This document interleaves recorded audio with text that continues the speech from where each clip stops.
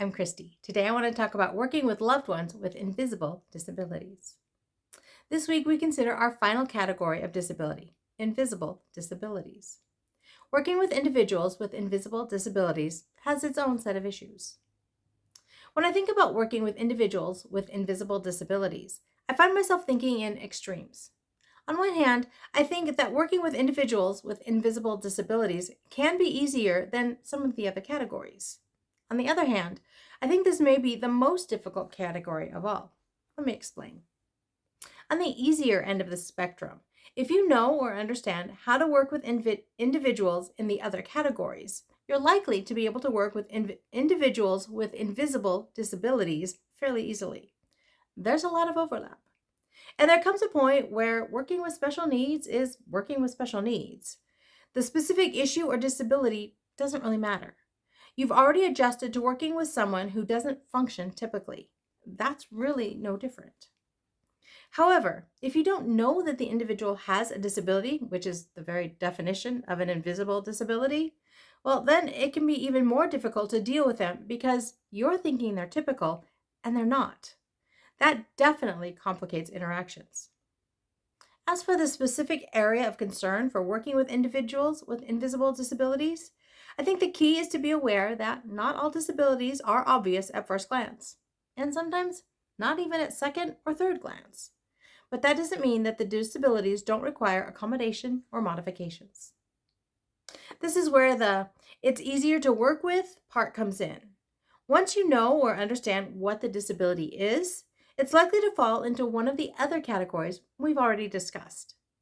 Once you know which category of disability you need to address, then you know how to proceed.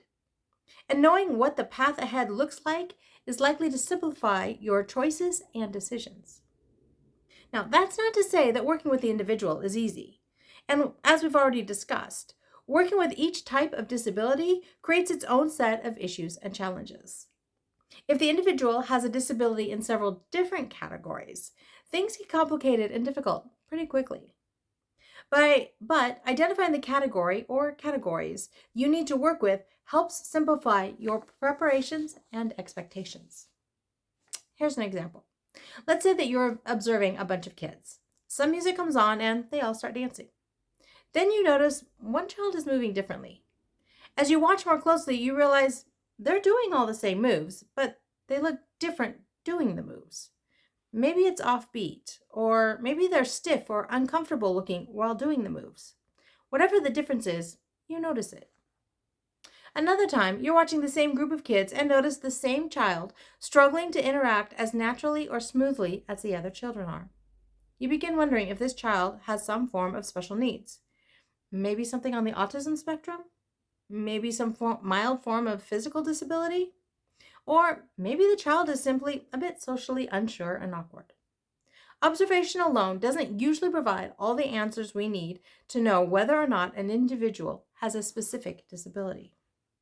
I have a word of caution, and this may apply more to me than to you. And if that's the case, fast forward a bit through this next section. I know that I'm always aware of others around me and can pretty quickly pick out those individuals that I suspect have special needs.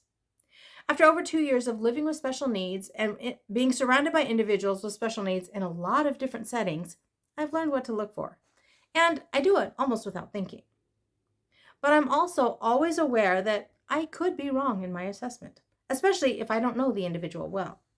So I'm careful about what I say and how I say things. I'm observant, I'm open-minded, and I'm not afraid to ask questions. Carefully and tactfully, but I still ask the question. I try to make sure that I'm seeing the individual in multiple different settings, or at least repeatedly in the same setting, before I confirm or solidify my belief that an individual has some form of disability or special needs. Here's the caution part.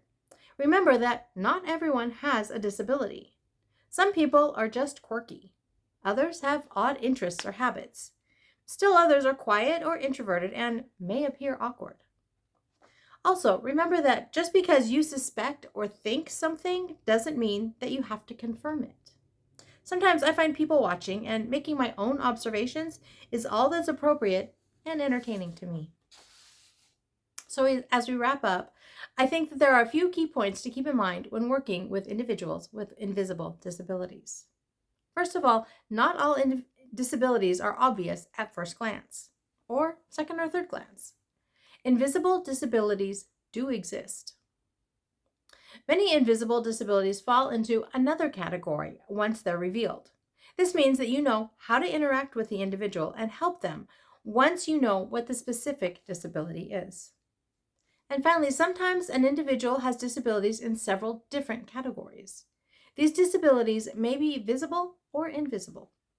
Addressing each one will help the individual better interact with those around them in more appropriate ways.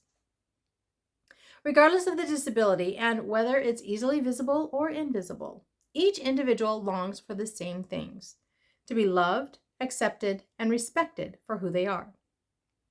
When we seek to embrace individuals as they are and help them grow to reach their fullest potential, we fulfill these deep longings and we help everyone win. So, my question for you this week is this: does your loved one have an invisible disability? How does it impact their daily life? How do you work with them? I'd love to hear about your life. You can leave me a comment below, or you can leave me a comment over on the blog. That's at www.havenofhopeforme.com. This originally posted in March of 2023. If you prefer, you can always email me at Christy, Christy, at havenofhopeforme.com. Working to remain open-minded and support people in whatever area they need so that I can continue to say that life is good and there is never a dull moment.